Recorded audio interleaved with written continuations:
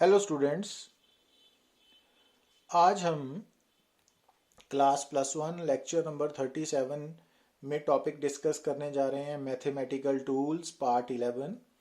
तो जैसा कि हमने मैथमेटिकल टूल्स के प्रीवियस लेक्चर्स में क्वाड्रेटिक इक्वेशन को कैसे सॉल्व करना है, बाइनोमियल थ्योरम के बारे में डिस्कस किया, ट्रिग्नोमेट्रिक आइडेंटिटीज, ट्रिग्नोमेट्रिक फार्मूलाज, इनके बारे में डिस्कशन की, डिफरेंशिएशन के बारे में, role of differentiation in physics, और फिर जो प्रीवियस लेक्चर है उसमें हमने इंटीग्रेशन के बारे में बात की।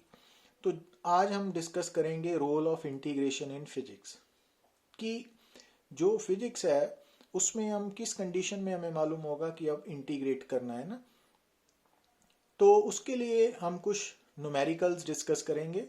तो उससे पहले आपको, जैसा कि हम आगे सिलेबस में आगे बढ़ेंगे, तो आपको कुछ बेसिक फार्मूलाज जो है उनके बारे में मालूम होगा।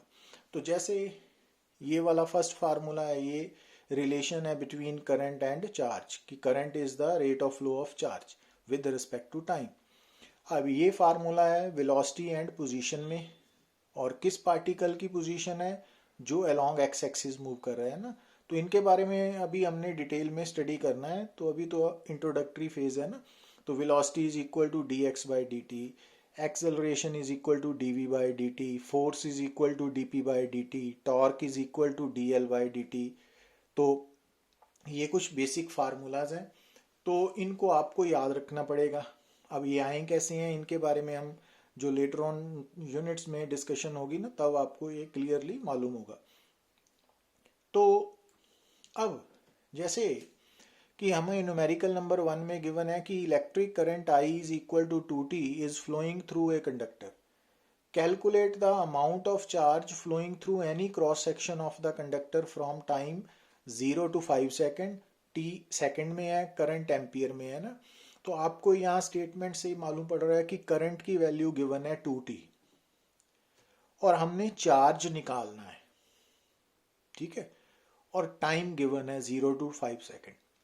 तो अब अगर आपको बेसिक रिलेशन मालूम है कि आई तो D Q by D T होता है ना, जैसे मैंने पीछे बताया, और साथ में जो आई की वैल्यू है 2t वो हमें यहाँ इस न्यूमेरिकल में गिवन है।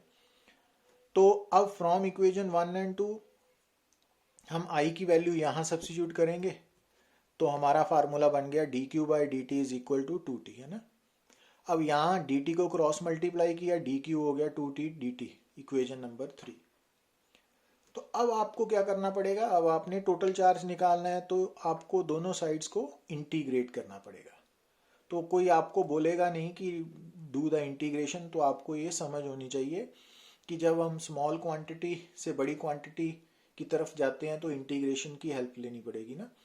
तो अब डी क्यू और इस इक्वेशन को जब आप इंटीग्रेट करोगे विद इन प्रॉपर लिमिट्स, तो लिमिट्स कैसे चूज करनी है। तो पहली बात, क्योंकि हम दोनों साइड्स को इंटीग्रेट कर रहे हैं ना, तो अब दोनों साइड्स पे हमने इंटीग्रेशन का साइन डाल दिया। दूसरी बात, अब लिमिट्स भी लिखनी है ना। अब लिमिट्स आपको स्टेटमेंट से मालूम पड़ेगी कि हम हमारा जो टाइम है ना वो इनिशियल टाइम 0 है, तो जो राइट हैंड साइड है वो इंटीग्रेशन हो रही है टाइम के लिए, तो इनिशियल लिमिट 0 हमने नीचे लिखनी है, और फाइनल टाइम 5 सेकेंड है वो 5 ऊपर लिखना है फाइनल लिमिट टाइम के लिए। और जो चार्ज है वो हम मान लेते हैं कि 0 टाइम पे 0 है, और आफ्टर 5 सेकेंड वो क्यू है, और क्यू निकालना है ना हमने। तो इस साइड की लिमिट चार्ज के अकॉर्डिंगली आएगी, इस साइड की टाइम के अकॉर्डिंगली। तो अब डी क्यू आफ्टर इंटीग्रेशन क्या होता है आपको मालूम है, क्यू। तो अब क्यू स्क्वायर ब्रैकेट में रखना है, और 0 इनिशियल लिमिट और फाइनल लिमिट क्यू साथ में लिखनी है। अब यहाँ पर 2 कांस्टेंट है, उसको बाहर ले लिया। अब टी डी टी को आपने इंटीग्रेट करना है ना, तो ये आपने X raise to power N D X वाला फार्मूला सीखा हुआ है इंटीग्रेशन का। तो वो बन गया X N plus one over N plus one. तो टी वन प्लस, क्योंकि यहाँ पे टी की पावर 1 है, तो टी 1+1 ओवर 1+1 है ना, और लिमिट्स 0 to 5 है। अब नीचे 2 है, 2 और 2 कैंसिल आउट हो जाएंगे ना ये वाले, और ऊपर टी स्क्वेयर है। तो ये अब यहाँ पे भी लिमिट क्यू की वैल्यू फाइनल क्यू को, और अब यहाँ टी स्क्वेयर में टी को रिप्लेस करना है विद 5, तो 5 स्क्वायर माइनस 0 स्क्वायर है ना, ये हमने कल सीखा था डेफिनेट इंटेग्रल में विद लिमिट्स। तो ये 25 हो गया, तो Q की वैल्यू 25 कूलम आ गई ना। मीन्स यहाँ पे हमने इंटीग्रेशन के रूल्स जो आपको याद होंगे तो अप्लाई कर सकते हो। तो ऐसे स्टेप्स बनेंगे। मीन्स इंटीग्रेशन फिजिक्स में कैसे यूज होगी इसके बारे में हम फर्दर भी बात करेंगे, बट इनिशियली आपको ये इंटीग्रेशन के जो रिजल्ट्स हैं जो हमने कल पार्ट 10 में डिस्कस किए थे वो याद करने पड़ेंगे। अब जैसे यहाँ देखिए, a particle is moving along X axis with velocity v is equal to 3t square. Find the position of the particle at time 2 second if its position were 0 at time 0 second. ठीक है, तो हमने तो यहाँ भी देखिए आपको velocity का फार्मूला गिवन है, पोजीशन निकालनी है। तो अब आपको वेलोसिटी और पोजीशन में रिलेशन मालूम होना चाहिए ना, v is equal to D X by D T, equation number 1। और आपको यहाँ न्यूमेरिकल में v की वैल्यू दी हुई है टी टी 3t स्क्वेयर। तो अब v की वैल्यू यहाँ सब्स्टिट्यूट की तो D X by D T 3t square. अब डी टी को क्रॉस मल्टीप्लाई किया तो डी एक्स की वैल्यू क्या आ गई 3t स्क्वेयर डी टी। अब आपने क्या करना है, यहाँ से इंटीग्रेशन करनी है both sides with in proper limits. अब लिमिट्स कैसे लेनी है, जब आप क्योंकि आपने इंटीग्रेट करना है तो पहले तो इंटीग्रेशन का साइन डाल दिया दोनों साइड पे। अब यहाँ पे देखिए कि इनिशियल टाइम 0 है। अब राइट हैंड साइड टाइम के साथ इंटीग्रेट होगी और लेफ्ट हैंड साइड पोजीशन के साथ। अब इनिशियल टाइम 0 है तो इनिशियल लिमिट ऑफ टाइम 0 है और फाइनल टाइम 2 सेकेंड है। तो इनिशियल टाइम पे इनिशियल पोजीशन क्या है 0 और फाइनल टाइम पे पोजीशन निकालनी है वो x लिख ली। ठीक है ना, तो ऐसे लिमिट्स लिख ली। अब dx का तो इंटीग्रेशन के बाद हो गया, x स्क्वायर ब्रैकेट में डाल के lower limit upper limit of position लिख दी। अब राइट हैंड साइड में 3 कांस्टेंट बाहर निकाल लिया। अब T square D T again X raise to power N D X का फार्मूला लगेगा ना इंटीग्रेशन वाला, तो ये बन गया T raise to power 2 + 1 over 2 + 1। अब ये 3 कैंसल आउट हो गए तो अंदर रह गया टी क्यूब, और ये इनिशियल लिमिट ऑफ टाइम है, ये फाइनल लिमिट ऑफ टाइम है। तो अब आपने क्या करना है, जैसे लेफ्ट हैंड साइड में आपने x को फाइनल x और फिर माइनस x को इनिशियल x के साथ रिप्लेस करना है ना, और इसी तरह आपने राइट हैंड साइड में t को फाइनल लिमिट 2 के साथ और माइनस, तो ये कल आपको बताया था, तो यहाँ से x की वैल्यू 8 मीटर आ गई ना।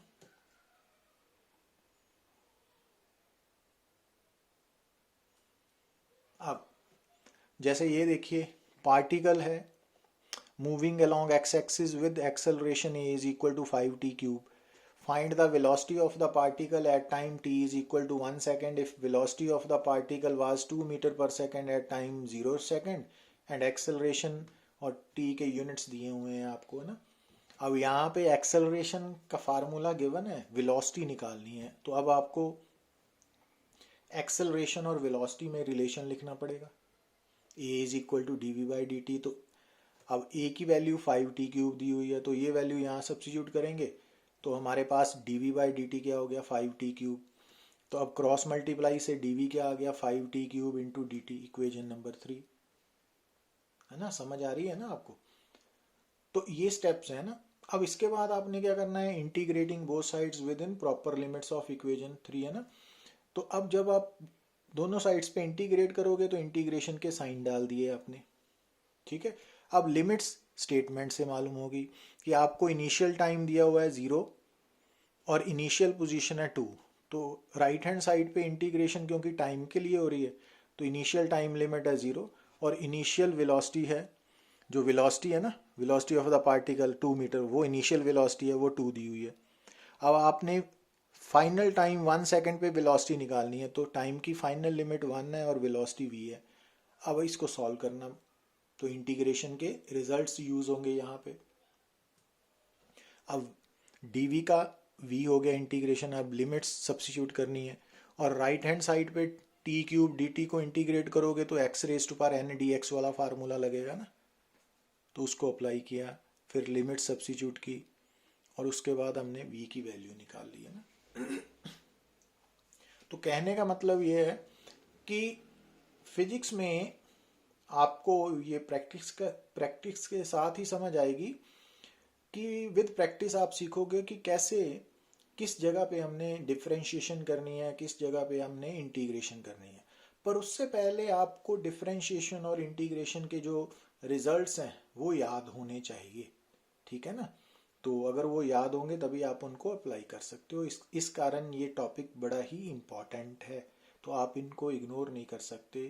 तो अब जैसे न्यूमेरिकल नंबर 4 में है कि आपको फोर्स क्या गिवन है, 2 sin t है ना, और यहाँ दिया हुआ कि initially means at time 0 particle rest पे है, तो मोमेंटम निकालनी है, ठीक है। अब मोमेंटम और फोर्स का रिलेशन क्या है, basic relation F is equal to dp/dt, पर हमें फोर्स की वैल्यू दी हुई है 2 sin t, तो हमने फ्रॉम इक्वेशन 1 एंड 2 क्या लिख सकते हैं, तो dp/dt 2 sin t आ गया ना। अब क्रॉस मल्टीप्लाई किया तो dp क्या हो गया, 2 sin t dt, तो इक्वेशन नंबर 3 होगी। अब दोनों साइड्स को आपने क्या करना है, integrate with in proper limits. अब राइट हैंड साइड पे टाइम है और लेफ्ट हैंड साइड पे मोमेंटम है। अब इनिशियल टाइम क्या है, 0, और उस वक्त पार्टिकल अगर रेस्ट पे था तो उसकी मोमेंटम भी 0 थी ना, क्योंकि मोमेंटम क्या होती है, product of mass and velocity. तो अगर शुरू में जब टाइम 0 है, पार्टिकल रेस्ट में है, तो उसकी वेलोसिटी 0 है, तो मोमेंटम भी 0 होगी। तो टाइम 0 मोमेंटम 0, और हमने एट टाइम 2 सेकेंड मोमेंटम निकालनी है, तो टाइम की फाइनल लिमिट 2 है, मोमेंटम की p है। अब लेफ्ट हैंड साइड में तो इंटीग्रेशन के बाद dp का p बन गया, पर 2 sin t में से 2 बाहर आ गया, और sin t dt को इंटीग्रेट करेंगे तो वो -cos t हो जाएगा ना, और लिमिट्स 0 to 2 है। अब यहां पर अब t को आप पहले 2 से रिप्लेस करोगे, cos 2 -cos 0, और ये बात ध्यान में रखनी है क्योंकि जो 2 है ना, cos 2 में 2 इन रेडियन है एंगल, तो इसको सबसे पहले आप डिग्री में कन्वर्ट कर लेना, ठीक है ना। मालूम है कैसे, pi radian is equal to 180 degree. तो ये cos 2 में 2 क्या है, ये डिग्री में नहीं है, ये रेडियन में है ना, क्योंकि टाइम हमें SI में गिवन है, तो एंगल रेडियन में होगा ना। तो अब इसको आप किस में कन्वर्ट करोगे, डिग्री में, ताकि आप cos की वैल्यू निकाल सको, क्योंकि हम डिग्री से ज़्यादा फेमिलियर हैं इन कंपैरिजन टू रेडियन।